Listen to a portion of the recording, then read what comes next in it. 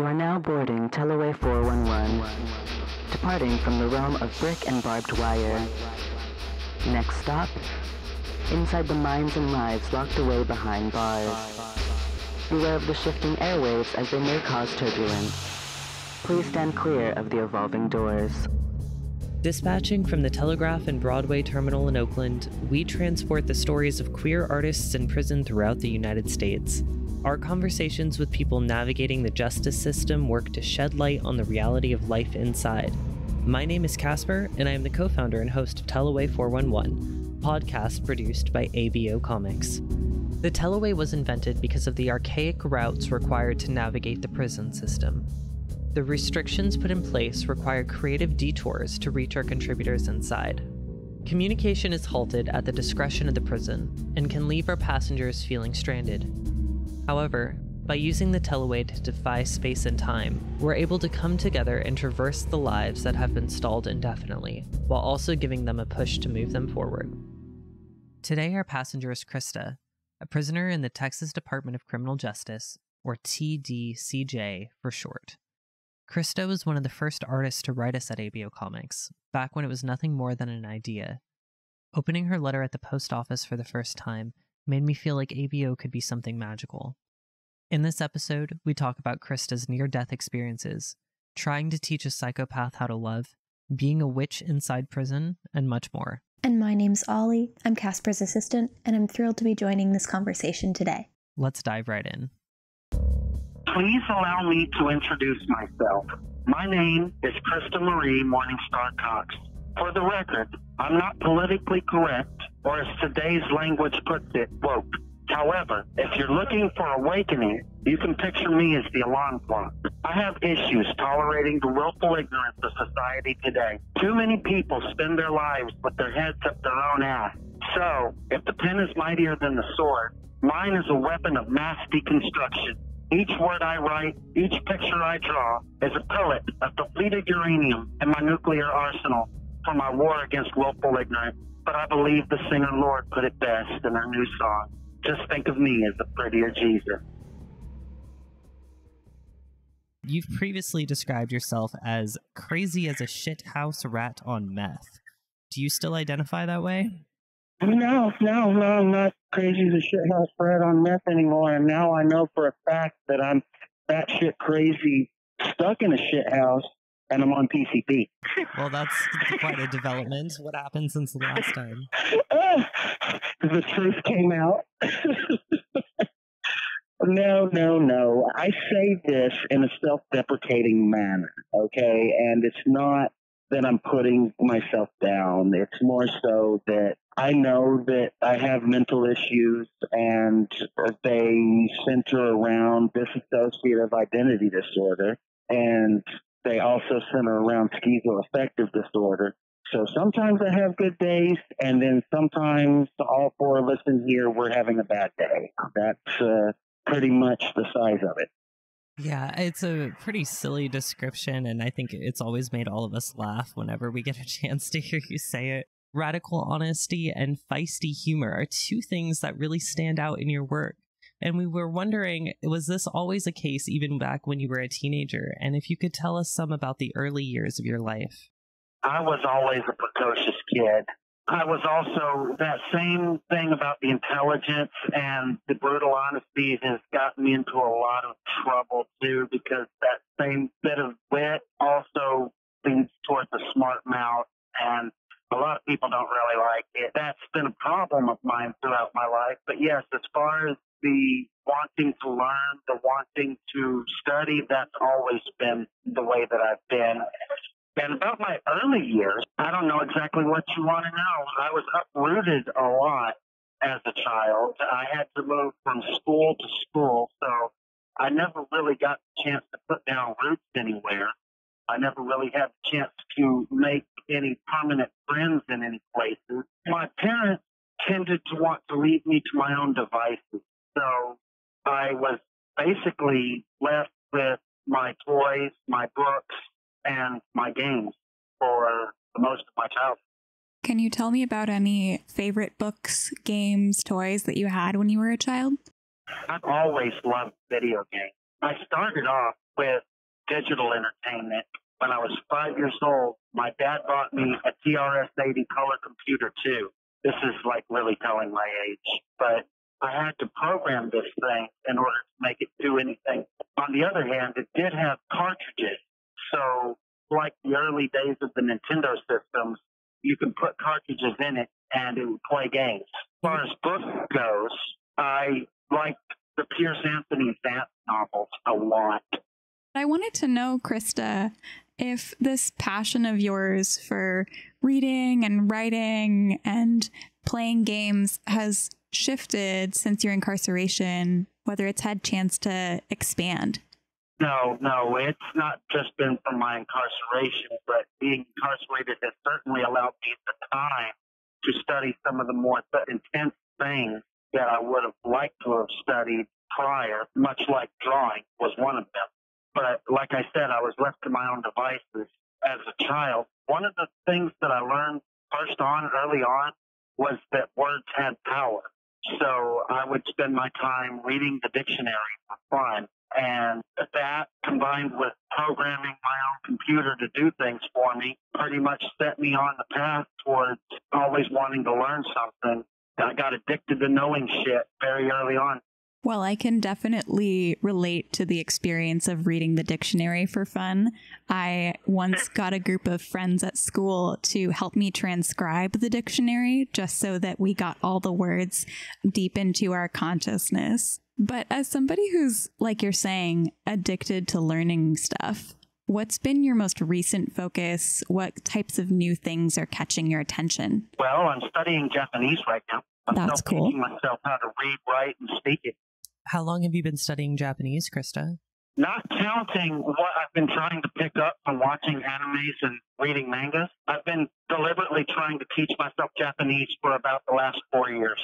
Having grown up with the video games, which most of them were programmed in Japan, and having grown up watching anime, which I always had a very huge draw to, I saw a culture that was different from the culture that I saw around me as I was growing up. And personally, it was one that I admired, one that I found a lot of honor in. And it basically, that culture is where I tried to raise myself, so to speak. I think it's really interesting that you've delved so far into that and you're making so much progress. So what motivates you to keep going with your art, and how do you keep yourself going every day? Oh my God, that's a question I ask myself often too. But knowing that I actually have a future as an artist and with A.B.O, that helps a lot. And my husband helps keep me focused on it as well. That's very sweet. I'm so glad that you have his support, and it's always so nice to get to hear from you as well. And I was thinking, you have a background as a DJ, but you couldn't really continue making music while you're in prison. So what was the process like of pivoting from being a musician, being a DJ, to drawing and painting and making comics on the inside? Oh, it was frustrating. It was frustrating. At first, I couldn't draw for shit. However, just like when I first started learning to be a musician, I knew that I had the spark in me, that spark of creativity. All I had to do was feed it and fan the flames. So I just kept at it and kept at it and kept at it, regardless of whether anybody said it was good, bad, ugly, or whatever, until I actually hit upon it. You have talked in your works about how you've always had a love for art. Can you talk a little bit about what your relationship has been like with us at A.B.O Comix and how that's helped you continue this passion while you've been incarcerated? Part of my life dream, part of my entire vision of myself was to be a tool for that change of teaching, of education of people. And I realized pretty early on that being an artist was what it was going to take to make this happen as a single person, or at least on some level. When I submitted my art to you guys about 4 or 5 years ago, and you picked it up and said that you loved it, it was a lifeline to someone that was feeling very suicidal and worthless at that point in time. So when I say you guys quite literally saved my life, you did just do that. That's quite a powerful statement. Do you see your art as some kind of elixir of life, some sort of life-sustaining force? Well, really, it's more like the only choice I have. My muse wouldn't have it any other way. Can you tell us a little bit more about your muses? I hesitate to call it an entity, but it's what it feels like. that speaks with me on the inside, and it says, do this, you must do this. It's a compelling force, much like the need to take a breath or the need to eat my next meal. It's a very powerful energy that drives me to do this thing. Wow, that's really resonant with me as an artist myself, albeit in another medium. But I'd really like to get more down to the nitty-gritty of your art. So could you tell us when you're the most active, when you're making your art normally? When I'm most active, when I'm high. No, really, that's sad to say. It's about the truth. But the rest of the time, I'm so frustrated with prison life that it's about what it takes. And I'm just waiting until I can get out in the world and have legitimate, legal medicinals that will help me. So the entire country seems to be changing in that aspect. So I'm holding out hope. But I do plan to move to California, so y'all already have it right out there. Last night, whenever I was going to bed, and I was feeling pretty sad about the state of affairs that we're still stuck in here, John and I, for the next couple of years at least, I'm sitting here depressed about this, and this song comes on, and the hook of the song says, wait for me, California, I'm on my way. You have a home with us here, and I think that is so valid. I think people really look down on chemical stimulants. Just in life in general, it's been an integral part of the art movement for as long as art has been around. You know, back to cave paintings, people were doing ayahuasca. For me, I feel like drugs really expand your consciousness, and they can give you the motivation and the confidence and the willpower to create some of the most beautiful works of art that I think have ever been created in the world. Yes, it's the journey before the destination. That's very true. Can you tell us a little bit more about your creative process? Where do you get the supplies? What do you use? What do I use? Where do I get the supplies to make this stuff? That's a cop question. You know, I am still in jail, right? Getting good art supplies is very difficult in here. Sometimes I use latex wall paint, and sometimes I use burnt Vaseline soot. You have to get really creative in what you use to make good art, because actual good art supplies are in short supply. I recently paid $40 for a paintbrush that would cost someone probably $10 in the free world. What supplies do they actually sell at Commissary for you? I have a very basic watercolor set and a very basic colored pencil set that they have. Sometimes I can find people that have colored pencils that someone has snuck in for them, or paintbrushes that people have snuck in for them, henceforth the $40 paintbrush I just mentioned. But what's actually available to me, I have a 15 by 20 inch piece of Bristol board that's not even Bristol brand Bristol board. I have 9-inch by 12-inch art paper, and that's it.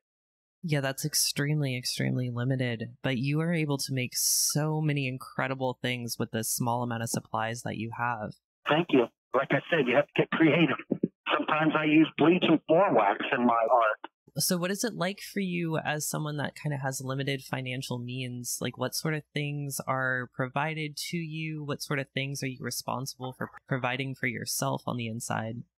It's very difficult being someone that has limited outside financial support. The only thing that the state actually provides you in here is a set of clothes, 1 razor a week, a single roll of toilet paper a week, 4 bars of lye soap a week, and 3 meals a day that are covered in flies. Now, I'm not exaggerating about that. What kind of meals do you all have to look forward to? Whatever it is, it will come with insects.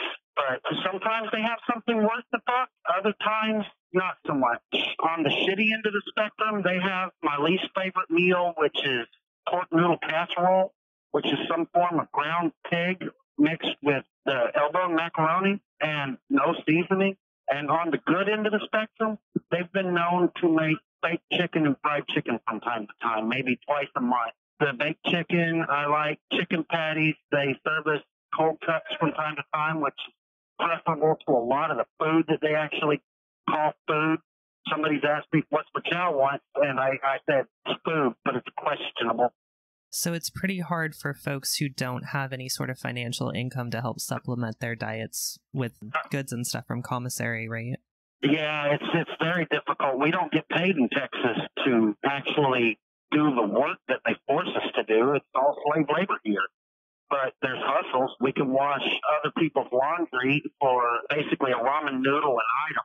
We work on a barter system here, so a ramen noodle costs 30 cents out of the commissary. So you're breaking your back just to try to put a little food in your locker. And I wish it was different because I've come down with dysentery eating the food out of the chow hall. I was hospitalized over this about 2 years ago. That's awful. Do you ever make commissions for other people who are inside as a way of bartering? I don't. No, I tried this at one point in time, but luckily I have found you guys at A.B.O. and come to understand that even being sporadically paid by you guys for my work beats what the other inmates will pay me for my work in an overall cost versus production time scenario. The most that most inside artists get for a single page of art is $1. And I'm topping that with you guys by far with every single piece of art that I've ever sent you. It's not profitable for me to spend my time making art for other inmates. Do you ever collaborate with any other artists inside your units? No, I don't. I admire the art that a lot of the other artists have, but as far as collaboration with them, I don't, because the style of art that 99.9% of the people make here is not the style of art that I make, which is comic art. It's very rare to find someone that makes comic art, and as a matter of fact, I only know of one other person on this entire unit out of 1,400 people that does it, and that's Harold Lee. He works with you guys as well. He does that pod life stuff. Yes, that's so cool. Do you know him in person? I've met him. It's so cool. I love that a lot of the people that we collaborate through A.B.O. Comix have at the very least, met each other. That's pretty cool. I would like to meet more of them. I really would. So you did say that comic art is not so common as far as art forms go that you've seen people create. What is the most common art form, do you think? Realist portrait drawing. They take their artwork and they try to make it as realistic and photorealistic as possible. A lot of people draw portraits, and that is an art form that will make you a little bit more money on the inside, because a person will pay you $10 to $20 a piece if you can draw a portrait of their family. That's a little more lucrative than my style of drawing, which old people will only pay about $1 a page for something like that to draw a greeting card. So this is what most people draw, realistic type paintings and portraits.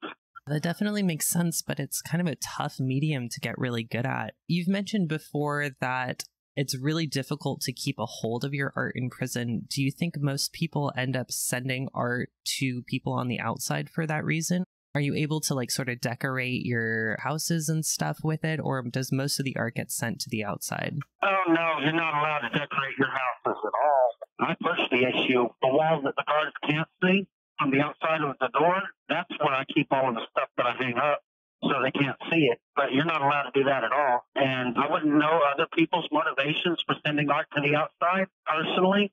It's one of the reasons why I do it. But as far as keeping a hold of it, some guards will destroy it out of spite, simply because they can. Then they move the prisoners a lot, sometimes 2 or 3 times in a month. So things will get lost in the moves from one house to the other. And you're only allowed to keep 2 cubic feet of property, which I've long since passed my quota of amount of stuff that I'm allowed to keep. My library on how to draw things alone is larger than 2 cubic feet, but that's all the legitimate storage space we're technically allowed to have. So it's very difficult to keep up with art. You know, we like to say the TDC doesn't stand for Texas Department of Correction. We say that TDC stands for They Don't Care. And it's the way that they treat people. It's the way of life here. They don't care about you. You're a paycheck to most of these and something to be vilified to the rest of them.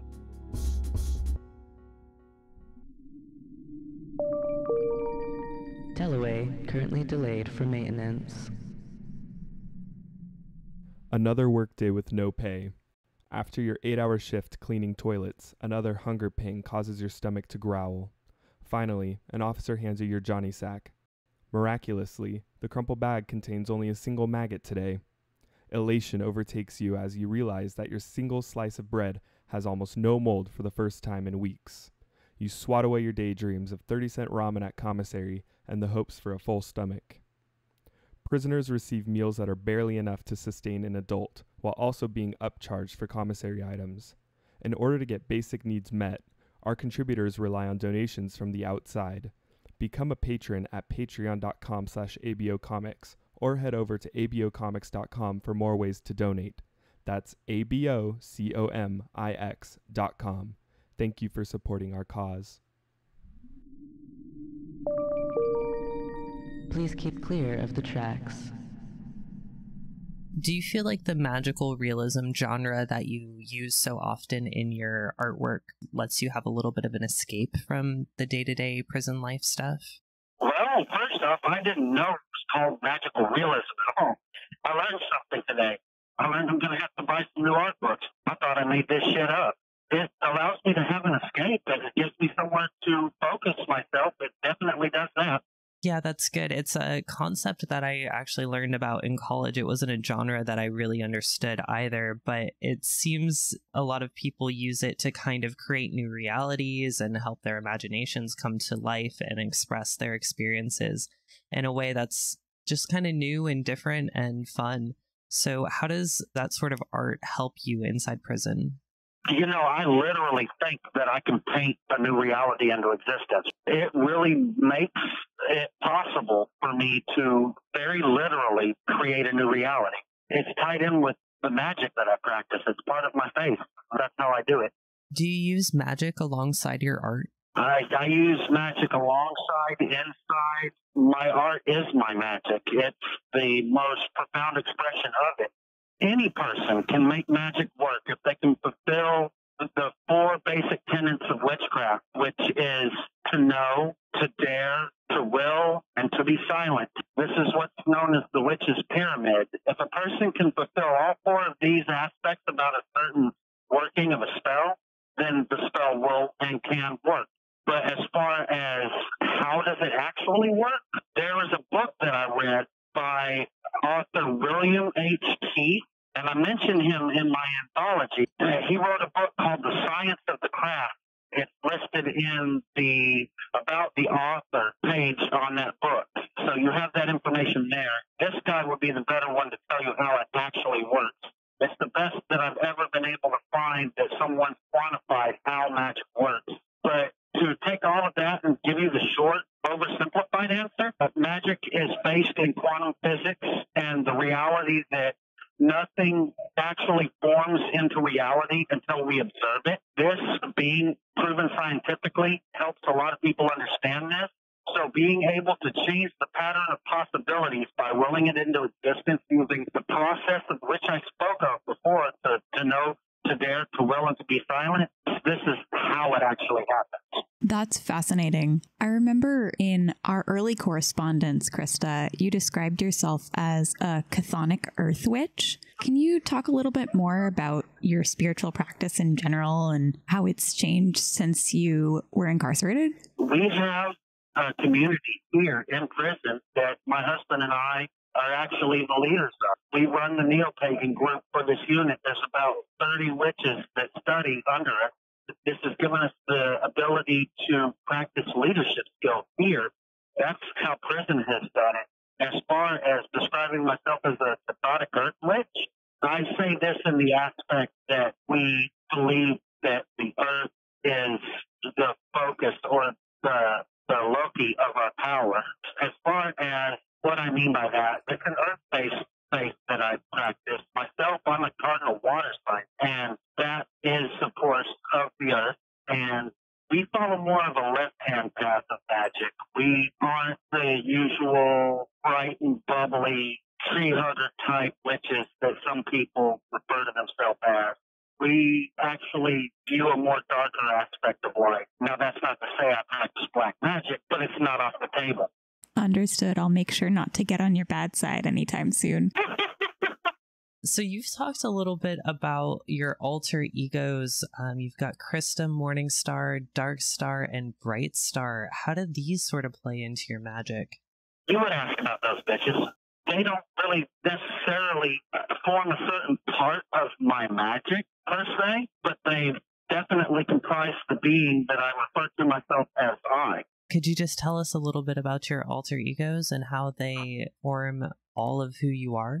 Okay, imagine if you had living inside your skull a you, another you, and a different you besides that one that are almost always arguing with one another and trying to come to a consensus of what the one vehicle, which would be my body, gets to do. I like to think that I've got this control panel a la Inside Out inside my head, and it's these people fighting over the control panel most of the damn time. Bright Star is a very Pollyanna aspect of myself. The Morning Star aspect of myself is the logical, calculating type, and the Dark Star aspect is the more cynical, dark, some might even say evil side of myself.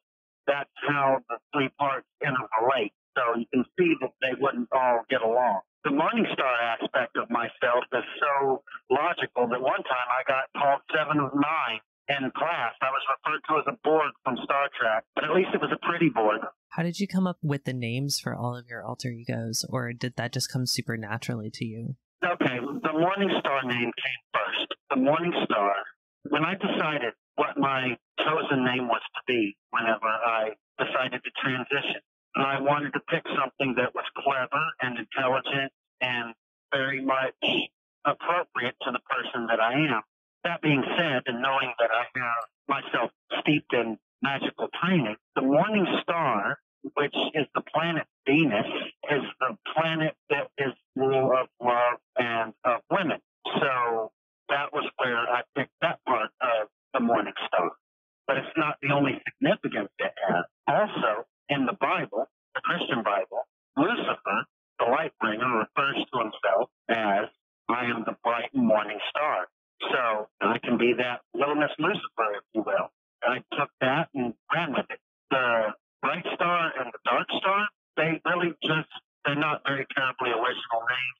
I just took the star part of my name and attributed quality to it so that they would be differentiated from one another when I try to describe it to other people.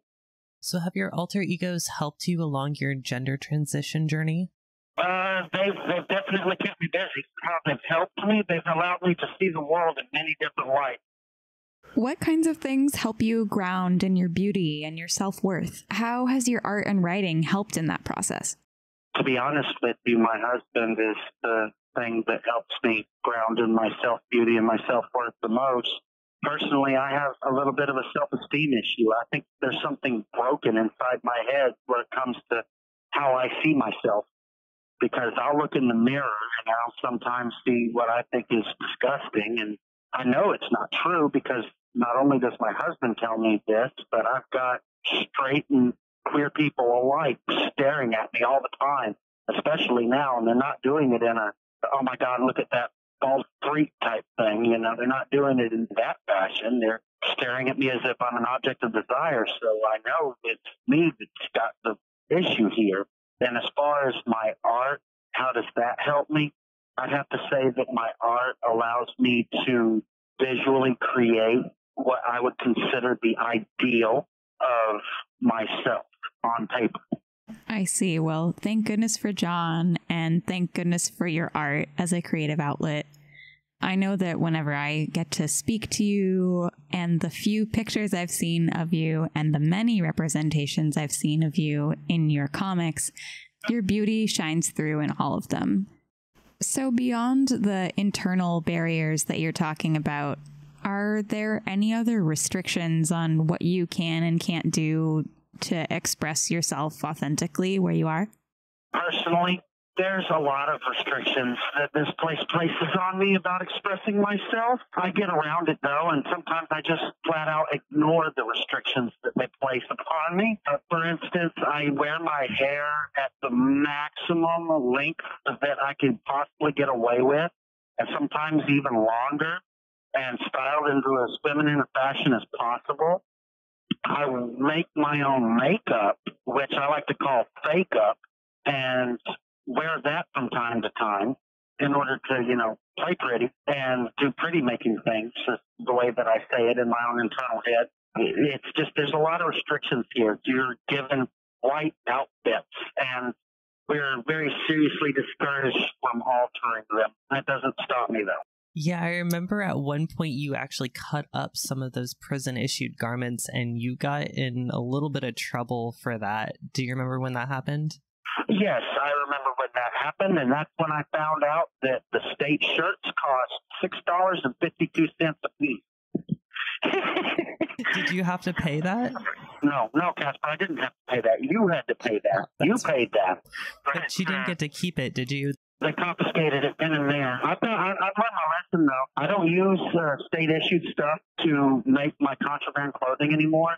I've actually got a very pretty and nice summer dress that I've made out of Under Armour shirt, like a white Under Armour shirt. I've taken several of them and created a pleated summer dress with a short sleeve top and about a knee-length skirt on. It's real pretty. And when I'm feeling the need to affirm my own gender to myself, which is thankfully a lot less now than it used to be, I'll dress up and do pretty making things using that and several of the other garments that I've got.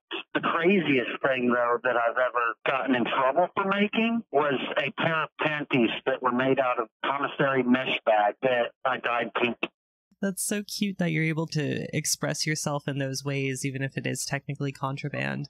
And pretty recently you made a pair of shoes for your husband too, right? I didn't just make them for my husband, I made them for myself as well. I made us a matching pair of Doc Martens.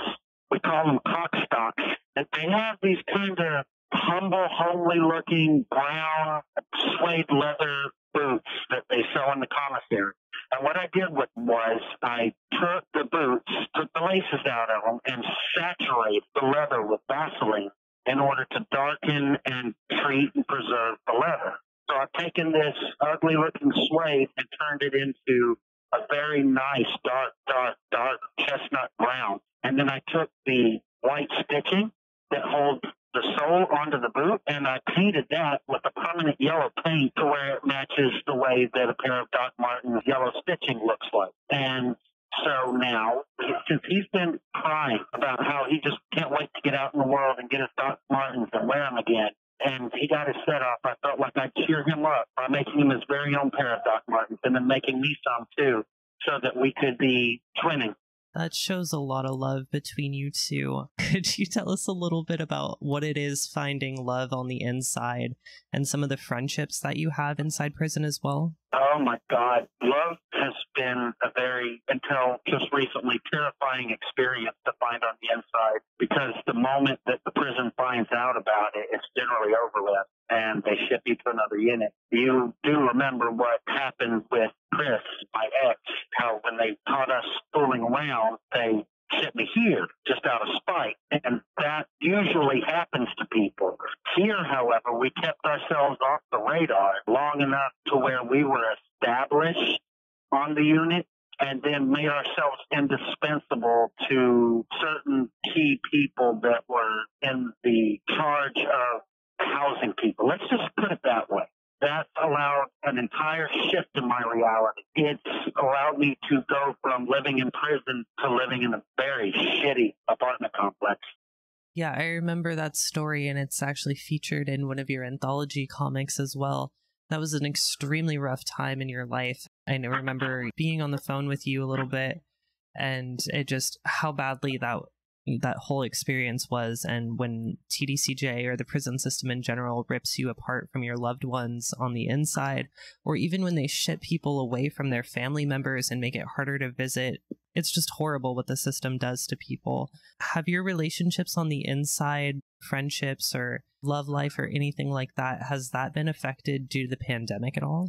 I'm probably one of the few people on the face of the planet that would actually consider the pandemic to have done a positive thing for my relationship, because of the fact that we here in prison have been forcibly quarantined after the pandemic started. And I managed to get moved in with my husband before this really started. A few weeks and then months of forced time spending 24 hours a day in quarantine with him. That would make or break anybody, but thankfully it made us. A couple of bloody fights later, but yeah, it made us. Why is everybody making noise? Go away, John. You see, every time that man gets in my scope of influence and my scope of reality, I get so flustered because something about his magnetism just short circuits my brain. So I wanted to ask you a question about your husband, who you just so lovingly shooed away moments ago. Could you tell me a little bit about how you met your husband and give me a little bit of your love story? Well, I met him about 3 days after I got to this unit. That would be in June of 2018.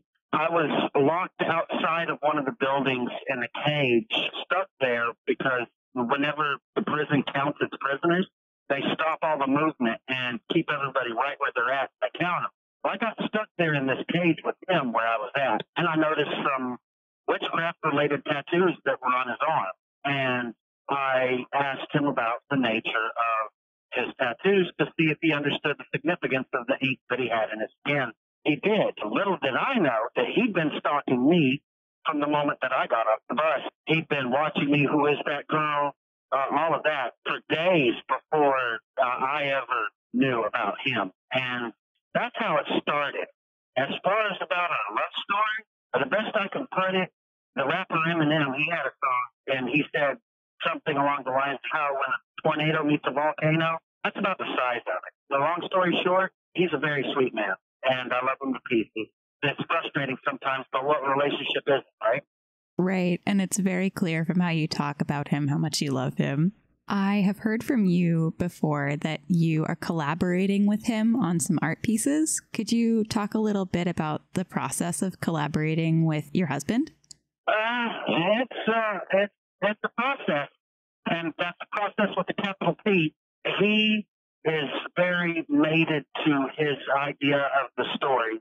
As far as this collaboration, this new work that I'm giving you guys, The Witches Brew, this is his storyline. This is my illustration. Of course, we discuss certain things and aspects, but as far as it goes, he wants the creative process of the story to be his.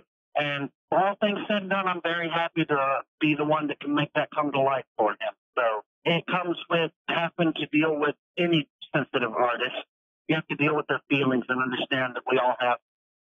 So you've had some really interesting stories while you've been in prison, though. One that you wrote about in a pretty recent comic in our 4th anthology was about you army crawling through your prison unit after being taken to a medical unit and actually dying. Could you tell us that story? Yeah, the story that you're referring to has been pieced together by other people's reports, okay?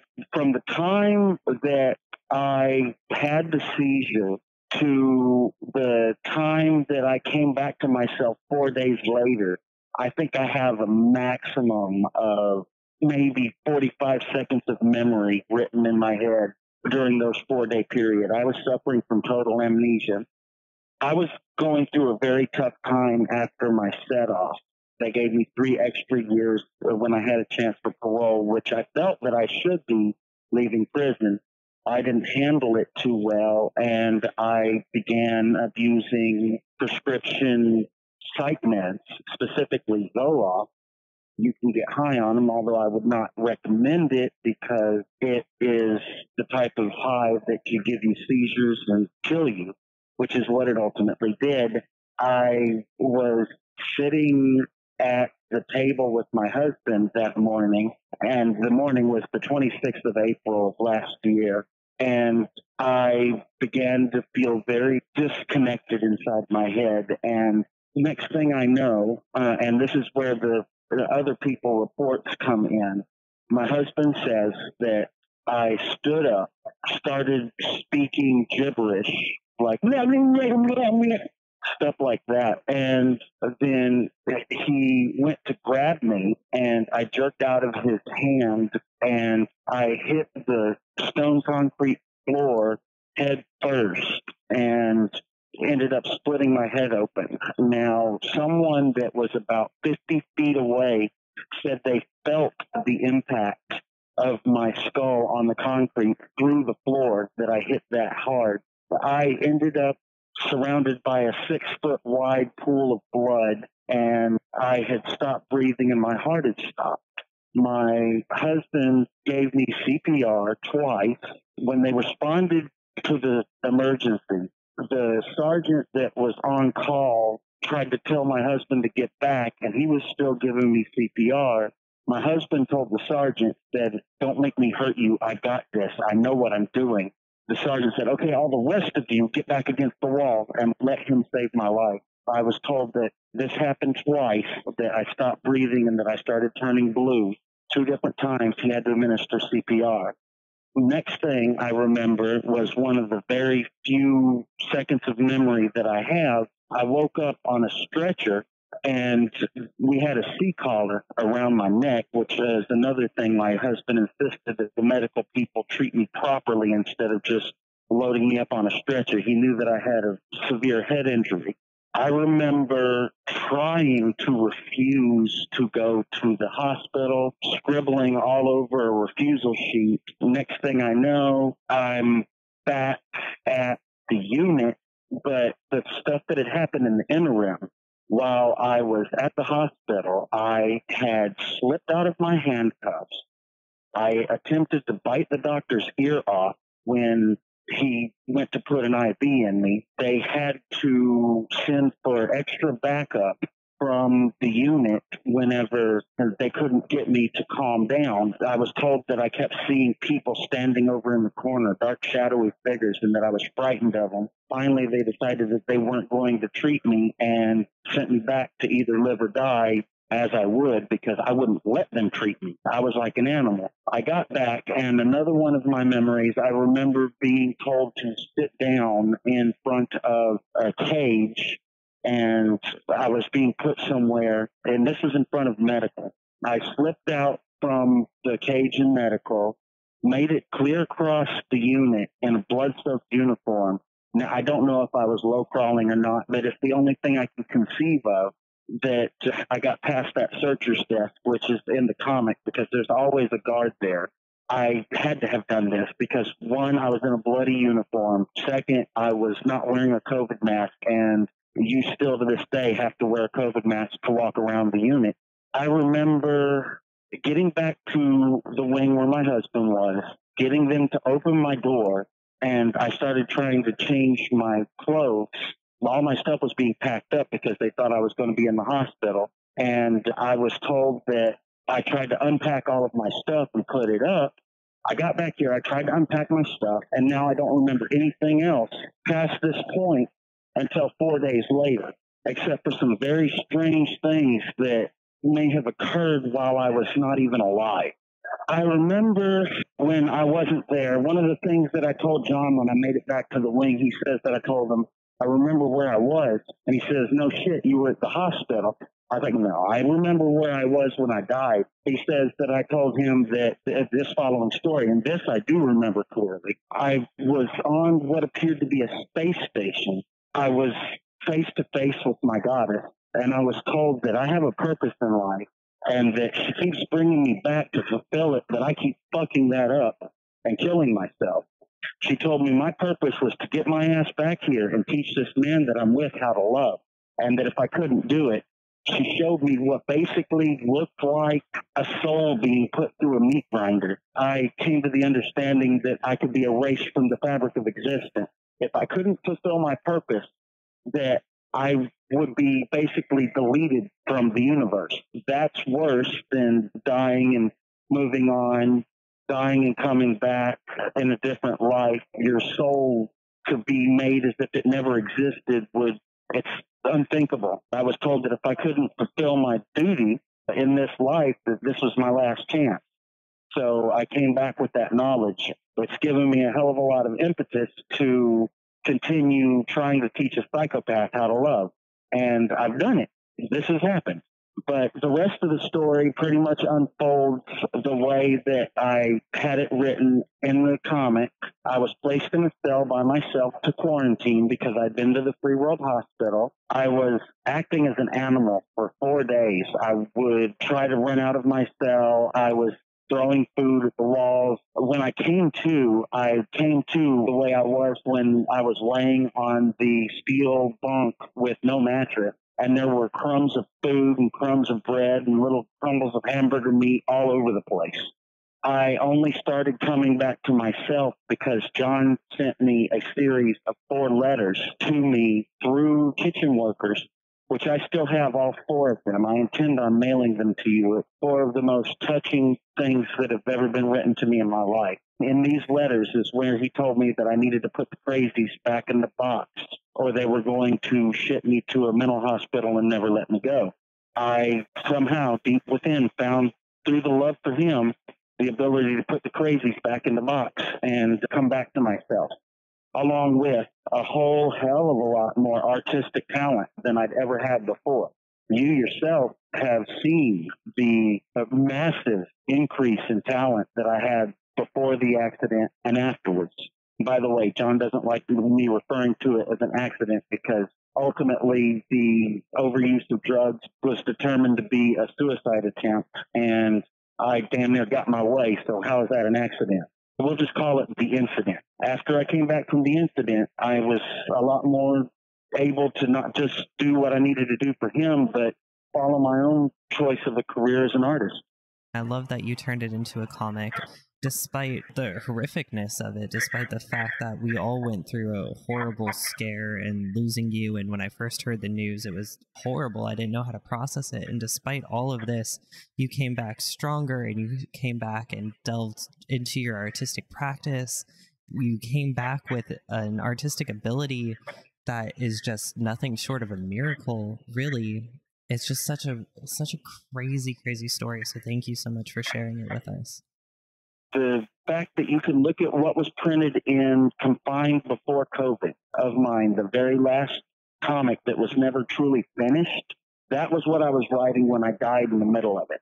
I wrote that, the one that's in your 4th anthology, immediately after. As a matter of fact, while I was in the quarantine cell, and I convinced some people to give me some colored pencils and a piece of paper, I drew that picture that everybody seems to like of the Harley Quinn me holding the dynamite. That was the very first thing that I drew that told me, hey, my artistic skill went somewhere crazy high. It made the hair on my arms stand on end when I first stepped back from the picture and looked at it, and I was like, wow, look at that. Then I worked the whole comic around that because that's the first thing I drew after I came back to life. I was in the middle of that incident.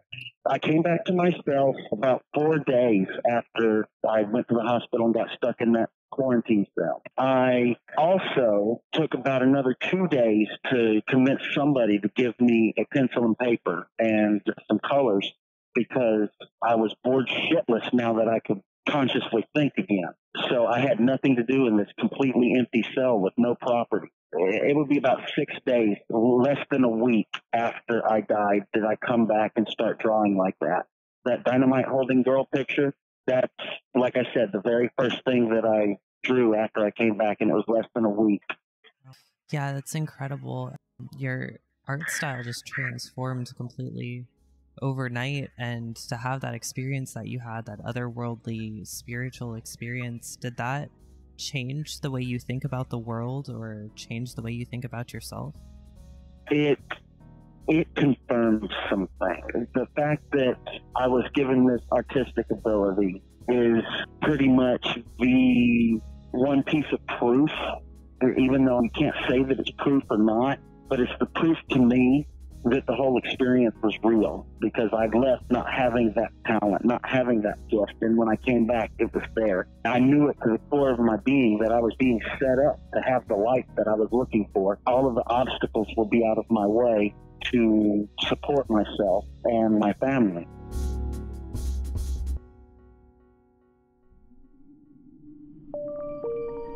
Tellaway now arriving.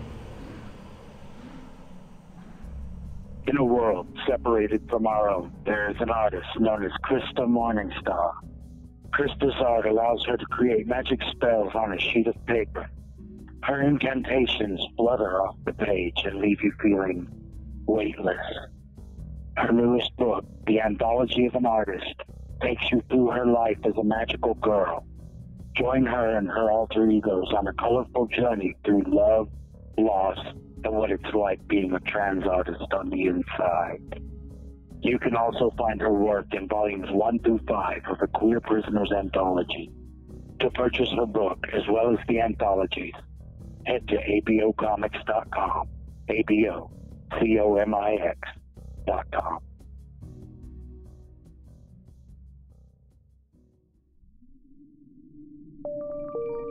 Tellaway now departing. How do I come up with the shit that I come up with? I access this part of me that is in touch with the realm of where all of the comics that never were exist. Some people like to call that the Akashic Records. I have been researching what I have in my spell books about this.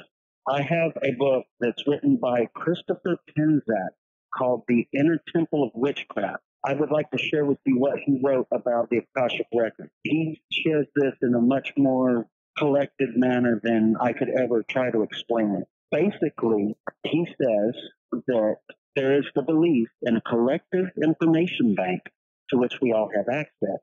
In fact, we and all existence are collectively the information bank itself. The Jung called it the collective consciousness. Before him, mystics called it the Akashic Record. Isaac Bonowitz called it the switchboard. All are slightly different ways of describing the same thing. If we are all one, we each have access to every past life in existence. If such a life has meaning for our current situation, we can access that information. The Akashic Records account for this because all information, past, present, and all possible futures, are contained within it. That's pretty much what he has to say about that. That's a pretty cool explanation. How do you feel that ties in with your near-death experience? Let's just say that I was put back onto that cosmic level, that soul level, where I was able to reach, touch, and experience and be one with everything. Then coming back with this added talent that's useful in my life makes perfect sense because I came back with the knowledge that was already there.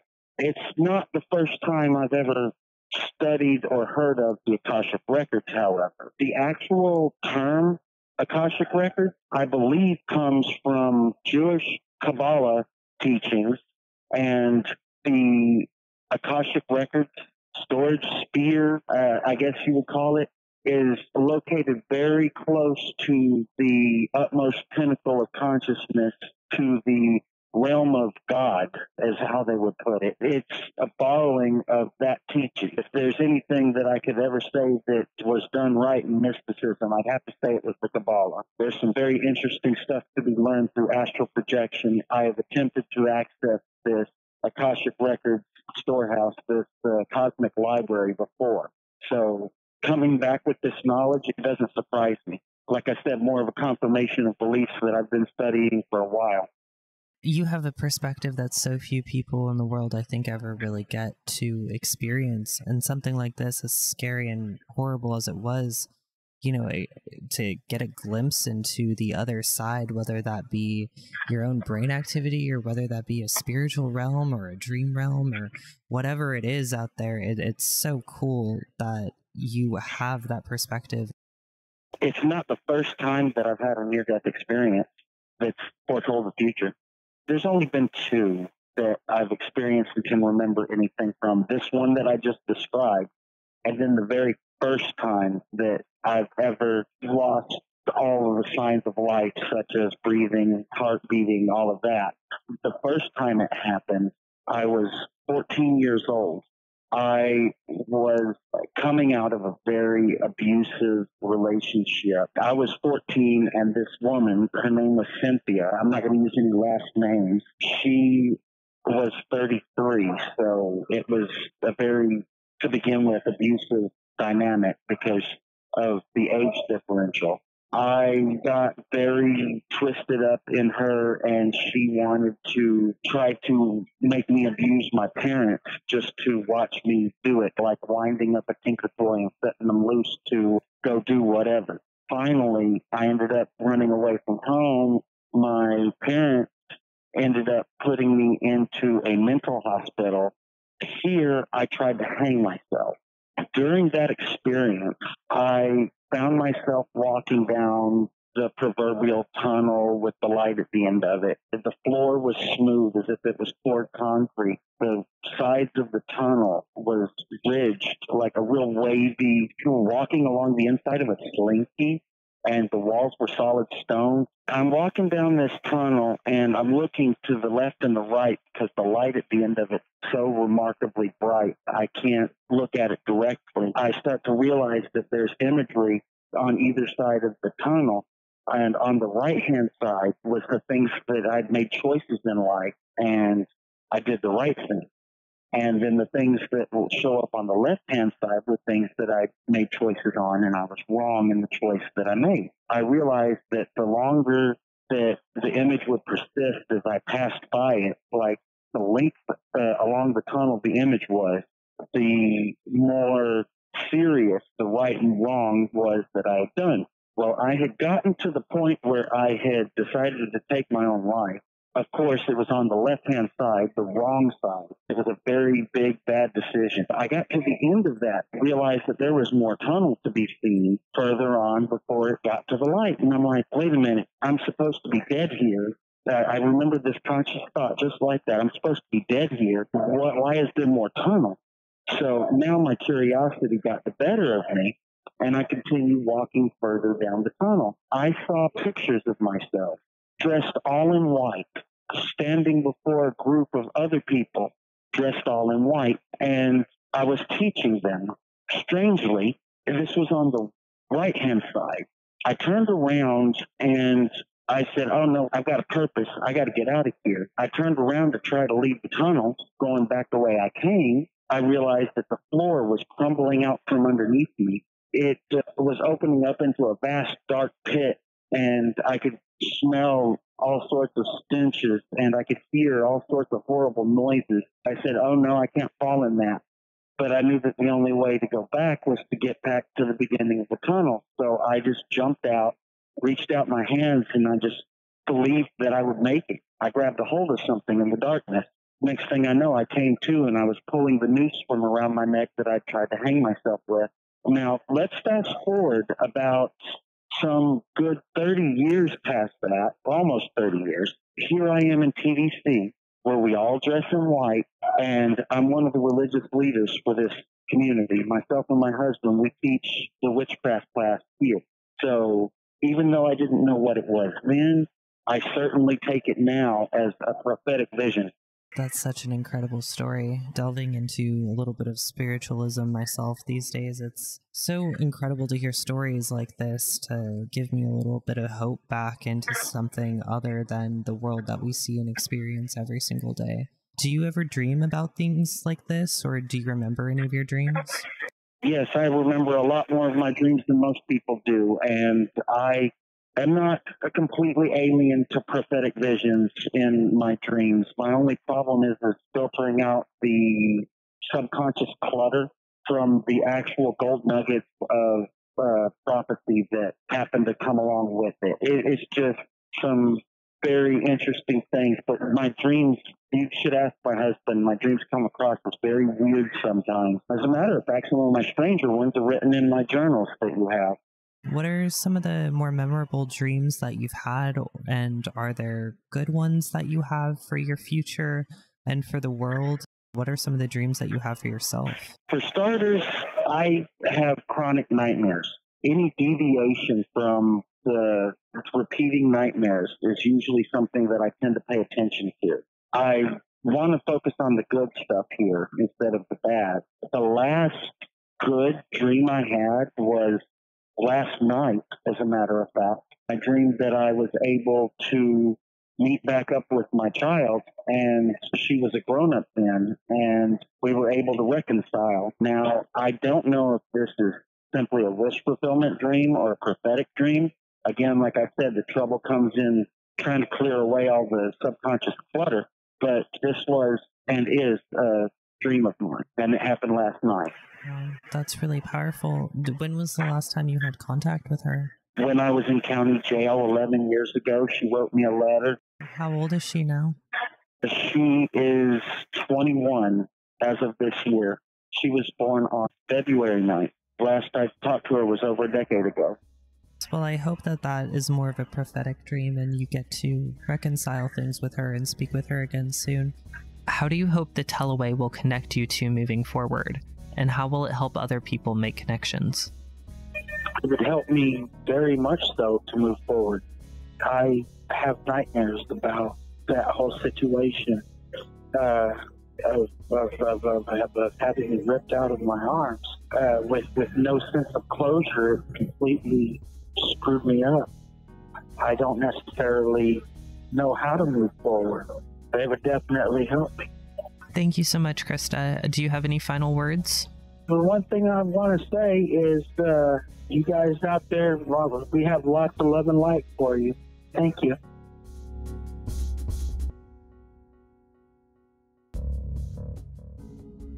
When I think of Krysta, it's hard not to smile and facepalm at the same time. Her humor and eccentricity bring such joy to our lives at A.B.O. We're so grateful that she took the time to chat with us. She's been a sustaining force for us for many years. There are days when the workload gets out of hand and I want to run for the hills, but just one conversation gives me the pick-me-up I need to continue. We hope that her energy brightens your day in the same way it consistently does ours. Thank you to everyone who made this podcast possible.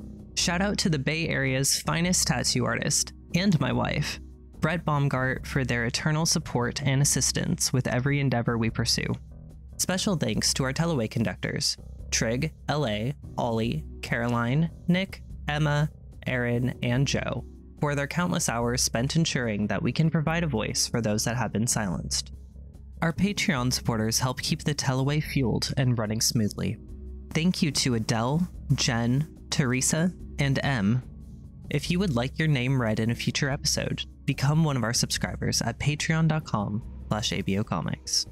To find out how you can contribute to our cause, visit abocomics.com. That's ABOCOMIX.com. Next stop, Brian Megan at A.B.O headquarters in Oakland, California. Thanks for writing Tellaway 411. Please remain seated as the Tellaway proceeds forward in T-3, 2, 1.